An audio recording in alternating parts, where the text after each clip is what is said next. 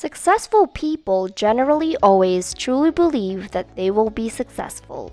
Regardless of whether they have a mishap, they gain from it and use it to become more grounded, as their conviction is as yet flawless. And this is the very foundation of rich people's mindset. Hello there, and welcome to another video by Luxio. In this video, we would like to share with you how rich people got to where they are now. But before we begin, don't forget to hit that subscribe button and click that notification bell so you won't miss out on our upcoming videos. There is a lot of key factors that contribute to the success of a wealthy individual. It could be a personal belief, determination, self-discipline, and always hungry for learning. In fact, assuming you look at the quality of life we appreciate today according to a period viewpoint, nearly everybody on planet Earth has a better quality of living today than somebody who lived 100 years ago. Here's the place where the awe-inspiring part occurs. Unless you're in the 0.001% of the bottom of the population, you're partaking in a higher quality of life than most rulers and sovereigns to ever live. If you lived during the 1600s or previously, and you became ill, you essentially made things up along the way through black magic and liquor. Life expectancy was under 40 years, and most illnesses would kill you since black magic wasn't that reliable. It took 200 years more for us to start developing medication. Indeed, we have been living better compared to kings and queens, with our cell phones, power source, access to water, travel, and without servitude for some time now, yet you don't feel rich on the grounds that the top 20% rule applies. You are just rich on the off chance you're doing better than others. So what is this 20%? And how do you get inside that 20%?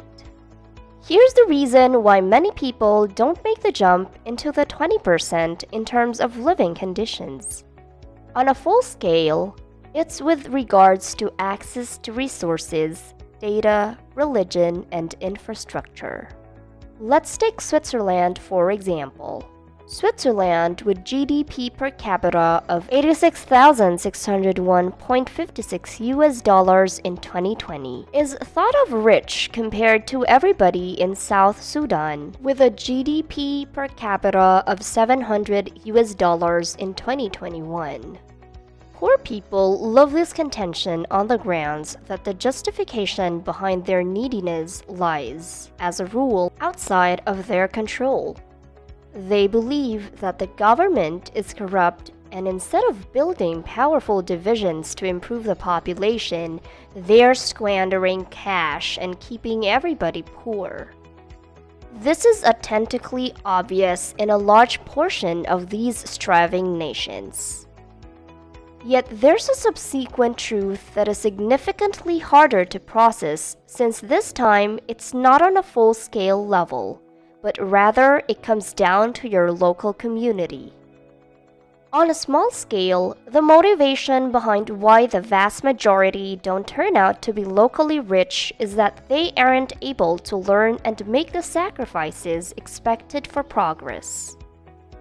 It is just a little subset of the population, typically male, who will forfeit many years of their lives, embrace undeniable degrees of risk with a small likelihood of coming out on top to break out of everyone for monetary and cultural addition. This happens both in rich nations and poor nations. Any place you look, you can observe instances of individuals who came from nothing and shaped themselves into greatness. And so I realize it can very well be done. What the vast majority decide to disregard is the emotional degree of sacrifice and discipline required to take the jump. In the event that the greatest factor keeping you in being poor is geographical, it normally requires leaving your foundations behind to migrate to places with more open doors. It's unquestionably hard leaving your old neighborhood, leaving the natural space, and wandering into the unknown all alone. Furthermore, think about what more than 80% of the population isn't willing to take that sort of risk. Statistically, you will be brought into the world in a similar place as your folks were. It's where you get your education, meet someone to build a family with, spend most of your life working not more than an hour from your home, and you will presumably pass on there too. If in the event you can't maximize what you have in a place where you are now, then you'll most likely live an average life. The second part is your intellectual or mental and physical limits. Are you willing to work for hours in a day on average? Or are you willing to learn new things and do things again and again and not expecting immediate results? Be familiar and practice deferred gratification. Deferred gratification is the act of resisting an impulse to take an immediately available reward in the hope of obtaining a more valued reward in the future. The ability to delay gratification is essential to self-regulation or self-control, and that is 80% of the population are not familiar with. Essentially, would you say you will sacrifice the present for what's to come? Is it safe to say that you will work when others are celebrating? Is it safe to say that you will learn all the skills needed that add value instead of just being entertained? Are you willing to be criticized and laughed at for your effort, accepting that failure is part of the journey? Most people aren't. The majority of people wouldn't attempt to, and out of the individuals who do, a decent part will stop at various phases of the cycle.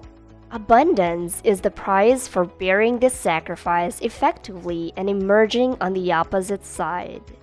There should be a reward for those creating value for everybody else. This is the manner by which our general public works, and that is the way you will. There is a decent piece of luck and timing required also, and these two go inseparably. Assuming you're watching this video, you won the luck part. You are fortunate if you survived till now. On the off chance that you don't have a significant physical or mental handicap, you already won the luck part. You have access to technology, to quality data, and the largest pool of opportunities humankind has seen. There are different kinds of opportunities that are unique for every generation. We are very fortunate enough to make use of the internet revolution. Timing also plays a big role in your hustle and your climb to wealth. Observe where the chances of your time are and center your efforts there. Acquire specific information in a field where worth is being created and society will pay you for your abilities. The vast majority aren't willing to figure out how to utilize the instruments of the present. So those who truly figure out how to utilize them enjoy a monstrous serious benefit. Cash, riches, and success are much less convoluted than the world would make it appear. You really want to get familiar with the principles of the money game to dominate. Asymmetrical risk is the concept of taking a risk that will produce a return that far surpasses the risk taken. This is a really important concept that can change your quality of life greatly.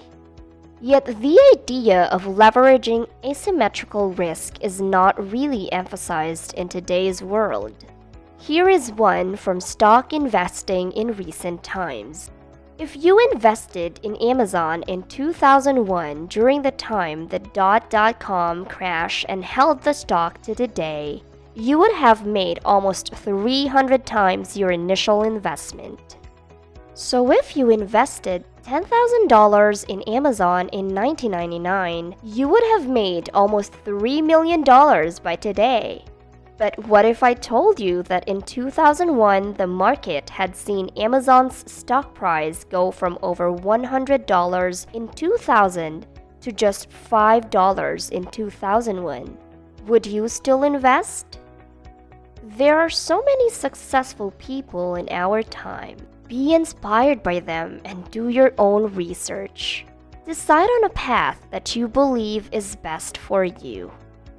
Invest in learning more about them and put in the time and effort, and you will surely become successful. Set your financial goals and do not spend more than what you earn. You don't just get rich overnight, and certainly not just because of luck. Explore outside of your comfort zone and don't be scared to take risks. Remember that you are not hustling against them. This is a race against your current situation. If you think life is miserable, you can always take things under your control. Take a look around and you'll notice the opportunities are just around you. Before we end this video, let us know in the comments what your financial goals are and what do you plan to achieve this year. Don't forget to like this video and subscribe to our channel as well. Thanks for watching and see you again next time.